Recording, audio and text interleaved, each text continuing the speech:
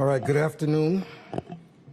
So on March 1st, the Attorney General was authorized to undertake an independent investigation into sexual harassment allegations against Governor Andrew Cuomo. On March 11th, I authorized the State Assembly Judiciary Committee to undertake a broad impeachment investigation concerning the conduct of the governor. Now, with the Attorney General's task completed, the Assembly is working to expeditiously conclude our investigation, which covers a broad range of issues so that we can bring this sad chapter of our state's history to a conclusion. As I stated last week, the governor has clearly lost the confidence of the majority members of the New York State Assembly. The Attorney General's report lays out in painful detail the many instances and ways in which he reportedly harassed and created a hostile work environment for the employees of the executive chamber and others he came in contact with. I'm heartbroken. Let me be clear, no one should have to endure the type of behavior detailed in the Attorney General's report. We are at a historic moment in our state's modern history. For the first time in more than 100 years, the Assembly is undertaking an impeachment investigation of a sitting governor.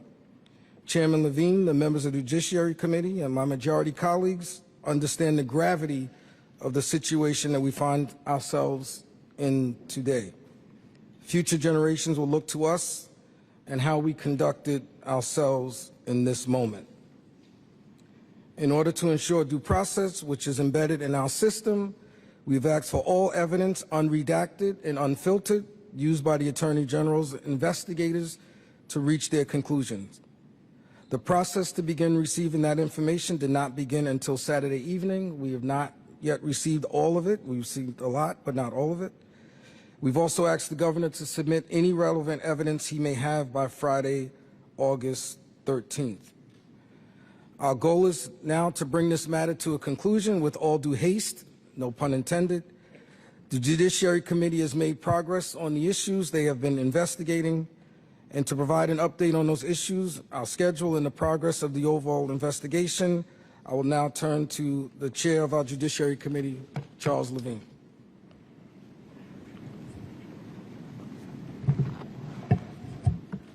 Thank you, Speaker. We have just completed an executive session of the Judiciary Committee to discuss the committee's ongoing impeachment investigation of Governor Cuomo. As I stated in my opening remarks before we went into executive session, the committee is closely reviewing the findings of the Attorney General's detailed report.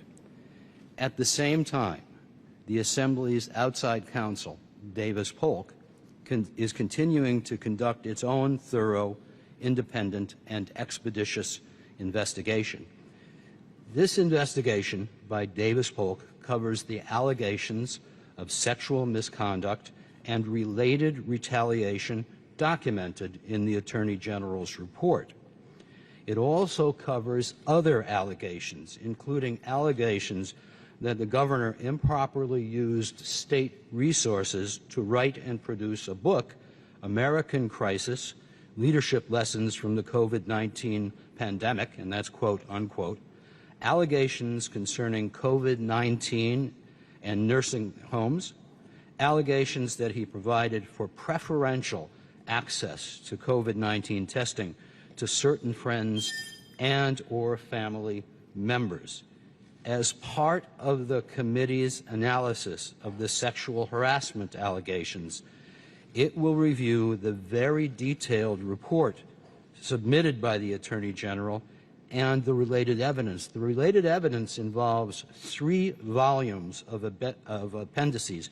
At the same time, the lawyers are reviewing over 100,000 pages of documents, the testimony of numerous witnesses, and alone, and this doesn't count the 100,000 plus documents, just on the nursing home question alone, there are more than 500,000 pages of documentation.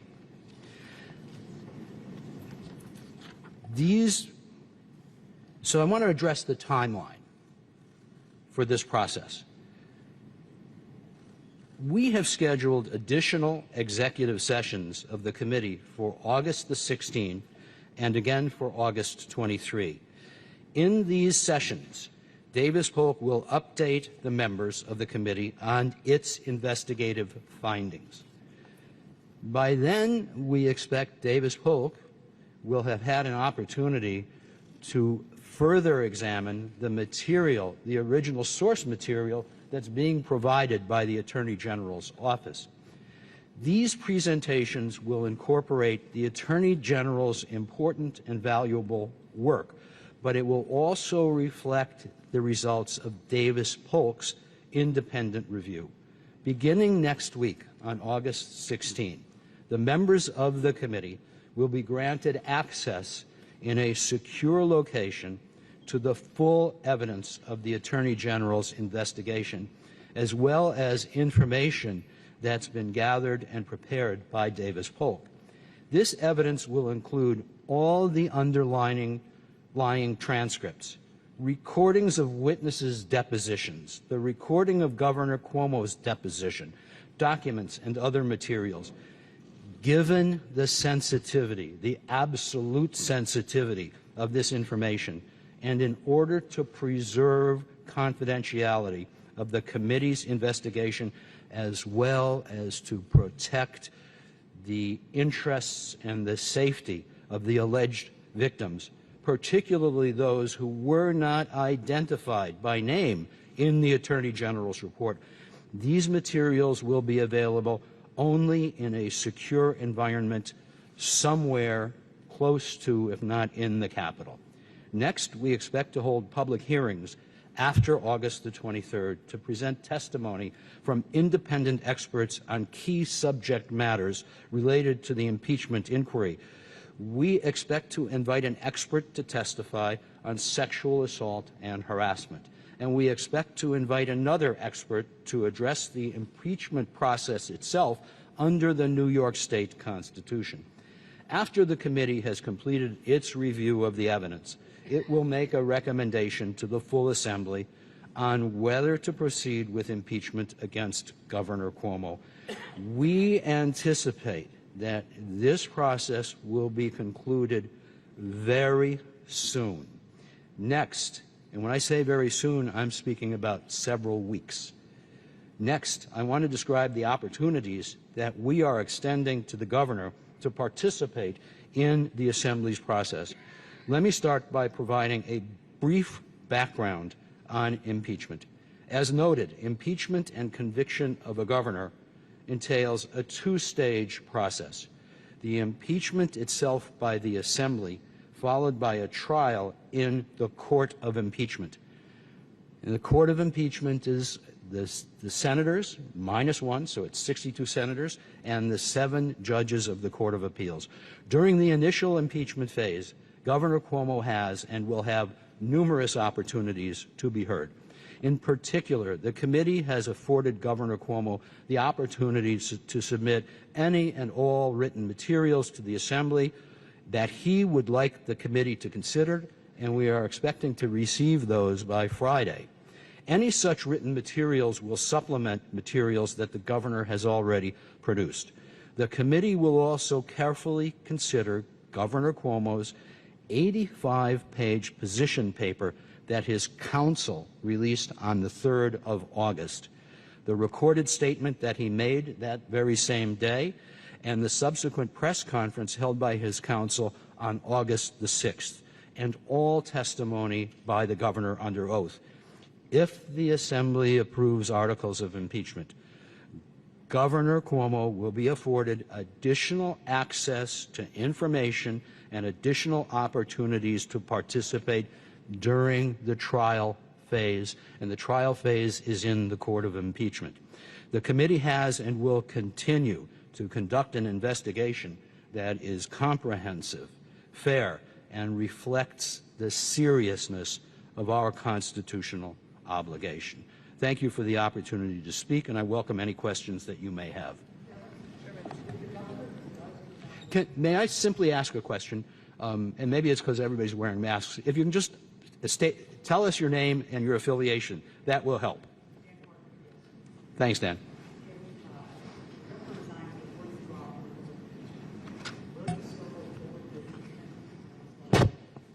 Dan, that's a very interesting question. We may very well have the authority to do that, and I wouldn't discount that for a moment. But the end result would be, because he's already out of office, an impeachment itself is going to be moot. It's not going to be meaningful. But there would be the opportunity in the court of impeachment to prohibit him from ever again occupying statewide office. Thank you, Dan. And who are you? Andrew, hi. You have members of the Assembly as well as advocates for the women who say you could hold an up or down vote on the Attorney General's report right now. What is your answer to their criticism that the process you just laid out is dragging the executive? I want to point something out.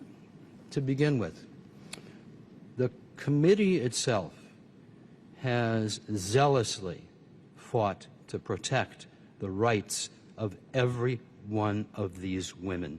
There have been no leaks whatsoever from the Assembly Committee, and we will continue to treat every one of the alleged victims with respect and with concern and with a sense of protection. I spent a lifetime trying complex cases in our state and our federal courts. I would not want to rely solely on the report of the Attorney General, as good as it is, to make a case. And the question here isn't simply, shall we rush to impeach?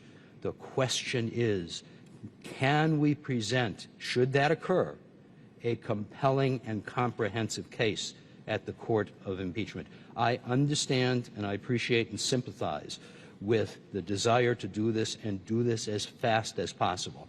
But we still have to comport with constitutional mandates and requirements. And 100 years from now, 200 years from now, people will look back at this and people will say, did they do the right thing? Our intention, the intention of everyone, and this is a bipartisan statement on the committee, is to do what is right. Thank you. Wait. No, you. All right. Wait. This is almost like being home. Everybody's yelling at me. Who's going to start? Let's start over here on this side. Chairman John Campbell with the USA Today Network. You just mentioned people 100 years from now. There's only been one impeachment. That was in 1913. Are you using that as a guidebook? And is the fact that it was so long ago complicating matters at all for the impeachment process? No, it's not complicating matters at all, but we use it to an extent to view past and prior precedent. As everyone knows, there is no primer on how to do an impeachment.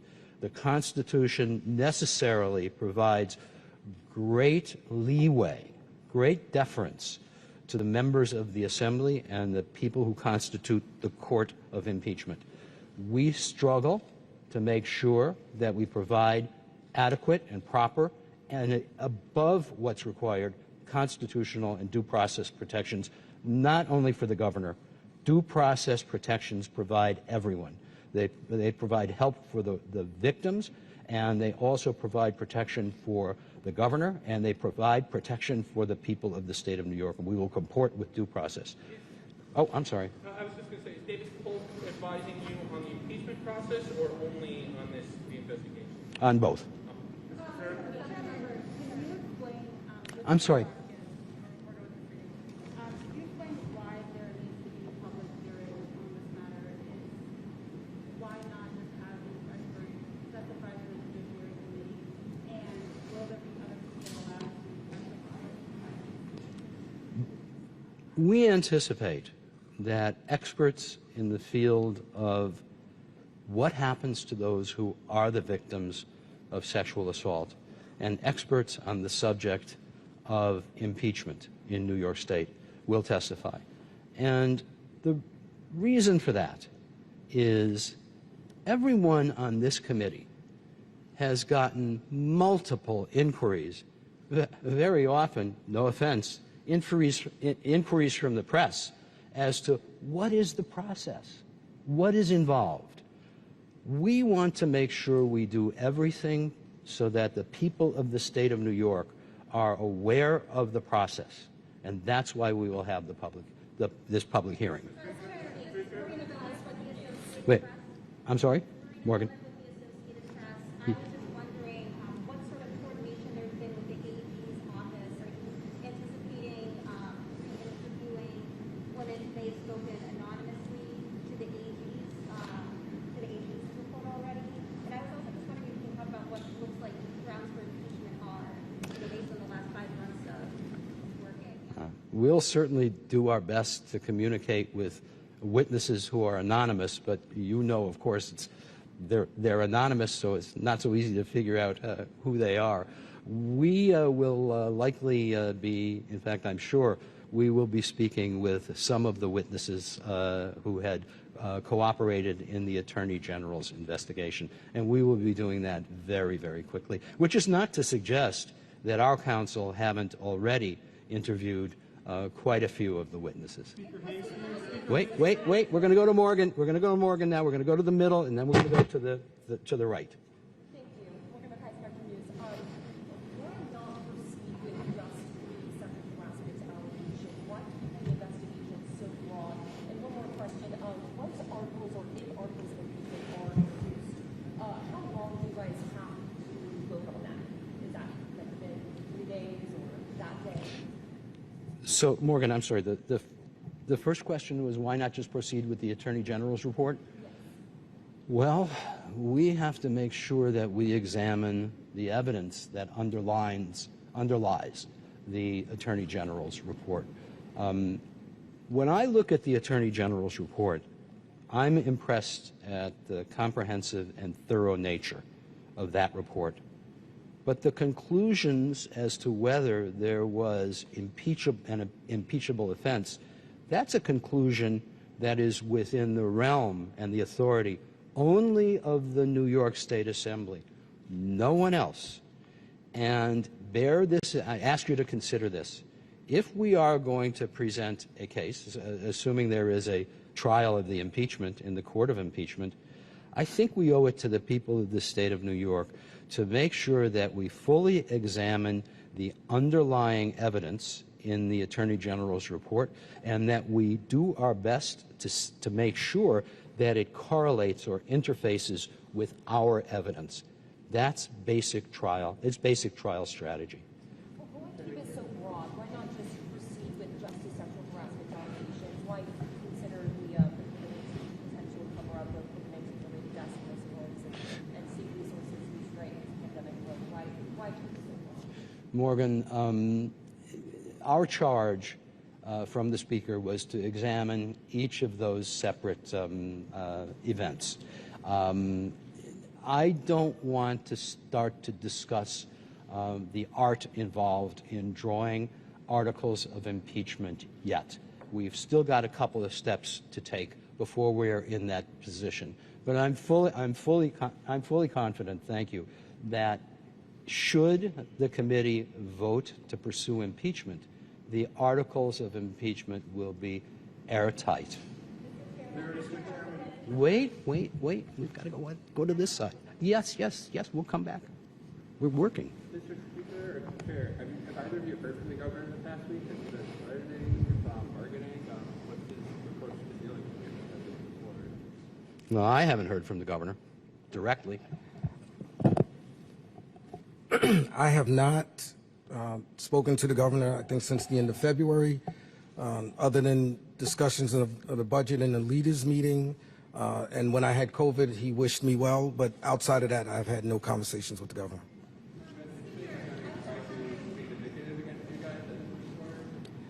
I think for us, we know we have a job to do, and that's what we are concentrating on, fulfilling our constitutional duties when it comes to these matters. Well, hold on, Chuck was running the show, so I'm going to let him continue to pitch.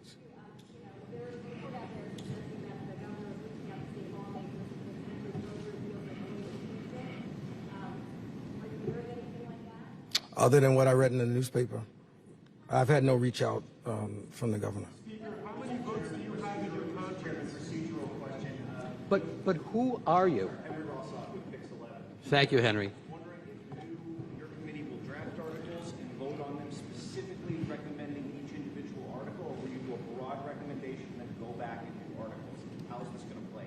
I think those of us who have ever been involved in either drafting indictments or charges or reading and analyzing them know that until we are a little bit farther along in the process, we can't answer that question. We still need to review some more evidence, but we have made remarkable progress. But will there be an up or down vote and then individual votes? I guess that's what I'm getting at. I think that sounds like a good idea to me. Wait. Okay, I was just asking for a follow-up because I didn't get one before.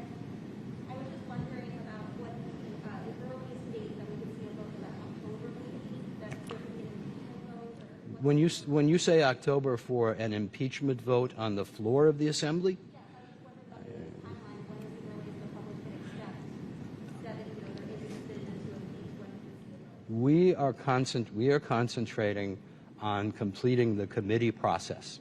And once the committee process is completed, we will all be in a better position to be able to answer that question. Good question. Amend the articles of impeachment once there's, if they are voted on, is there an ability to amend those afterwards? Because there's some people who are saying, let's just have articles of impeachment on sexual harassment first, and then once the committee completes its probe, let's add more. Is that something that can happen, or? I'd ask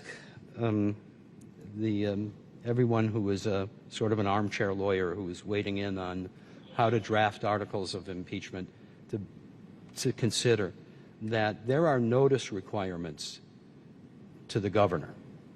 Once articles of impeachment are adopted by the Assembly, the governor is entitled, they will be served on the governor by the Court of Impeachment, and the governor is entitled to at least 30 days to respond.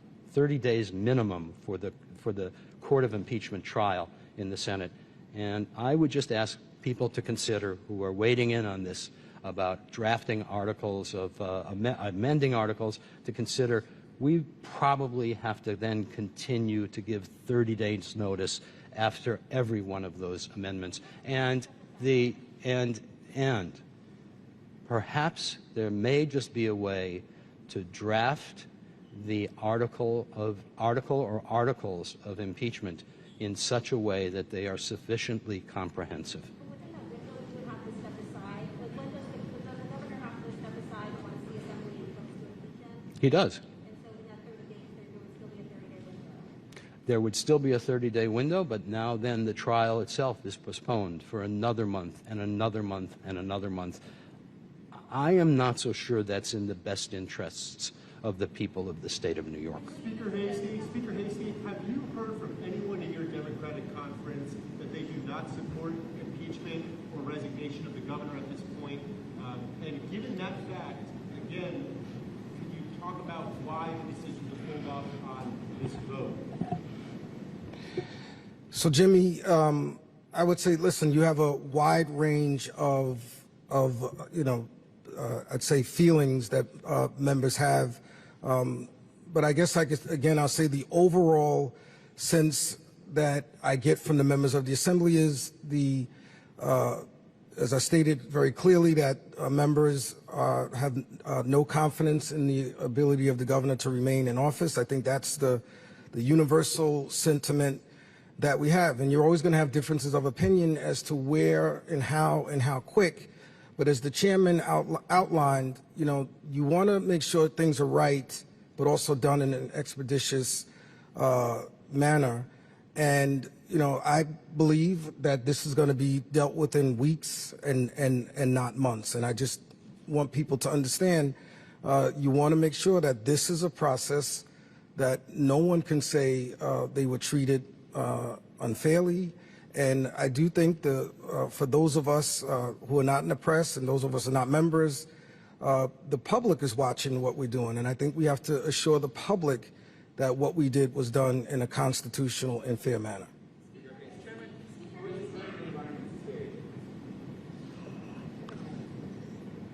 I would assume the governor is. Speaker Heastie, if we were to have you down with your boots, and I was just wondering, can you tell us what the cost of the proceedings are? I don't have an up-to-date figure, but I think at last mention that I was given, at least on the Assembly side, I believe it was in the millions of dollars.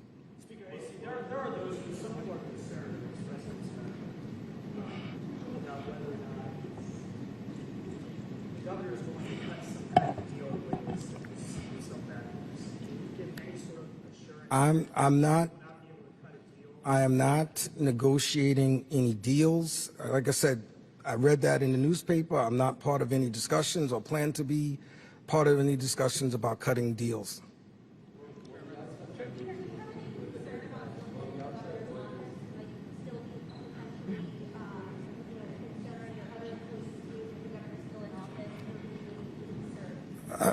Of course, I'm concerned about everybody. I'm concerned about the victims. I'm concerned about the people of the state of New York. This is not something that I take, very lightly. But the Attorney General's investigation was 5 months, almost 5 months long. And what I'm saying is, and what the chair and the committee is saying is, there still is a role that the Assembly has to play. And I'm just asking people to understand that and let us do what is right. I think it's been made very, very clearly by this Assembly majority that there's no confidence in the governor remaining in office. But we still have to deal with the process that lets the people of the state of New York know that we did things in the right way. But oh, okay. Hi, Mark.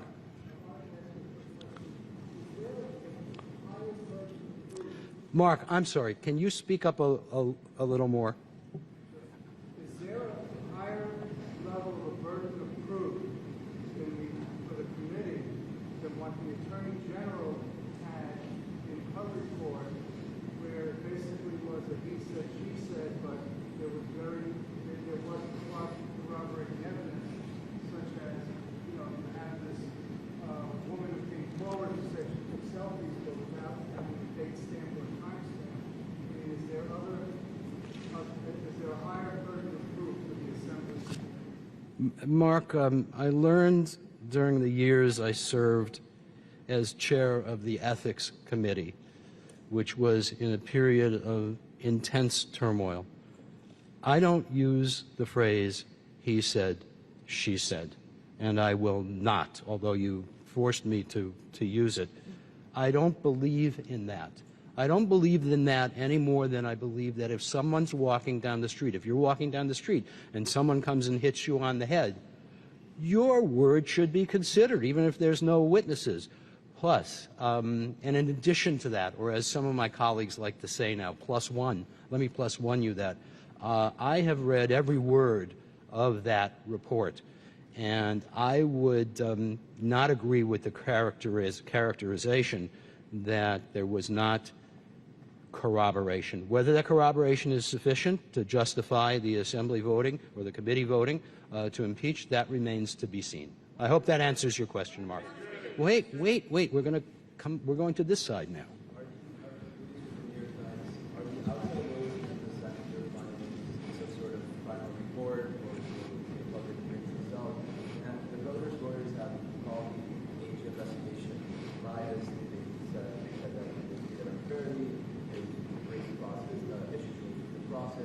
Does anyone in the committee or yourself share any of the governor's concerns about how the investigation was carried out?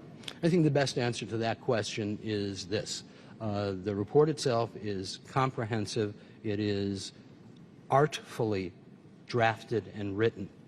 But the committee is less concerned, in fact, hardly concerned at all with its findings than it is with conducting an independent evaluation of the factual basis. And I really don't want to comment on the governor's characterization of the Attorney General or the lawyers who did that report. The Attorney General is highly respected, and the attorneys who prepared that report are also highly respected. Wait.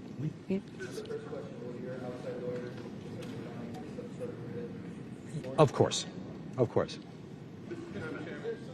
Michael.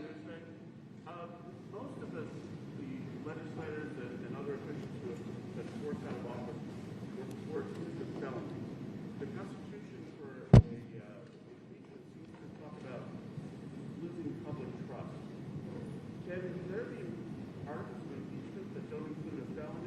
maybe not even a misdemeanor, no crime at all?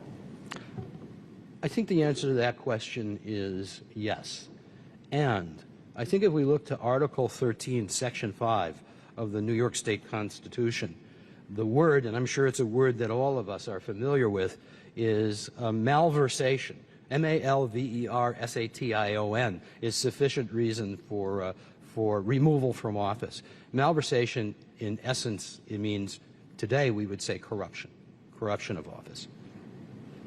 Well, the follow-up then would be that with this, the accusation that you've seen that it's just a sexual harassment, would that constitute corruption? It could, yes. Corruption of office means more than simply being on the take for a few bucks here or a few bucks there. Is there any worry, I'm sorry, Mark Morales with CNN. Is there any worry that, looking at the time-wise of this, that the longer this goes, the more that the governor would be able to stay in power and might get out of this in some way?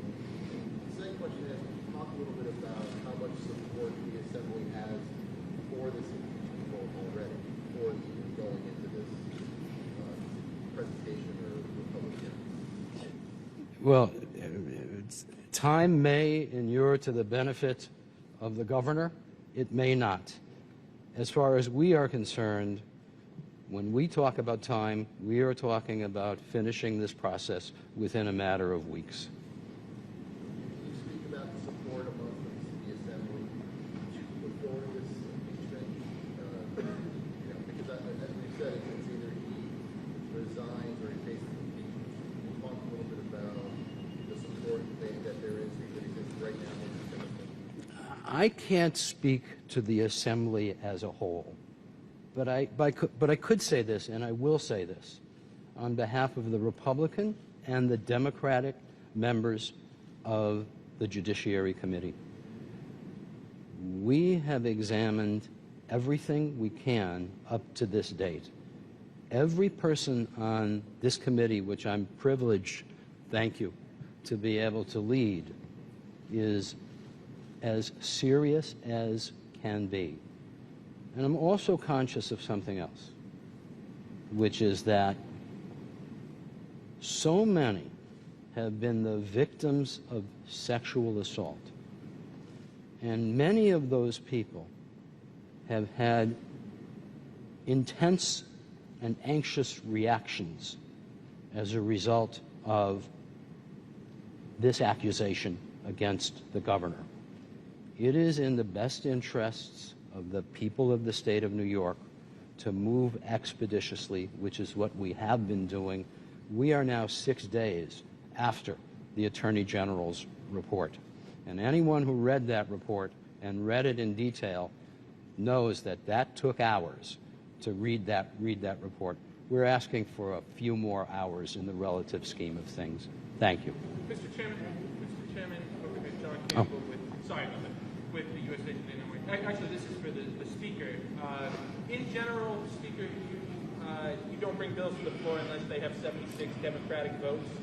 Is that the standard you're applying to this, or are you willing to rely on Republican votes as well? But before I answer your question, I just want to add something to the previous question, answer to asked by CNN. And this idea of buying the governor more time, I think the more reaching thing that I want people to take away from this is the fact that I've clearly stated the Assembly majority has no confidence in the governor's ability to continue in office. So this idea that the Assembly going through its process somehow is going to allow the governor to, figure something out on this, I would disagree with that assessment altogether. Now, John, ask your question again. I'm sorry. Usually, you need 76 Democratic votes before you bring something to the floor. Is that the standard you're applying to this as well? Not necessarily. I'm looking at the sentiment of the Judiciary Committee first, which has Democrats and Republicans, and but I will say this: I'm very proud of the decision we made because for us, we are willing to hold Democrats and Republicans accountable. But I didn't do a head count to say how many Democrats and how many Republicans. I'm really trying to work through the Judiciary Committee, and they will then make recommendations to the full Assembly body. It won't be the Assembly Democratic Caucus versus the Republican caucus. So it's more about the process of which we set upon, which is to run through the Judiciary Committee.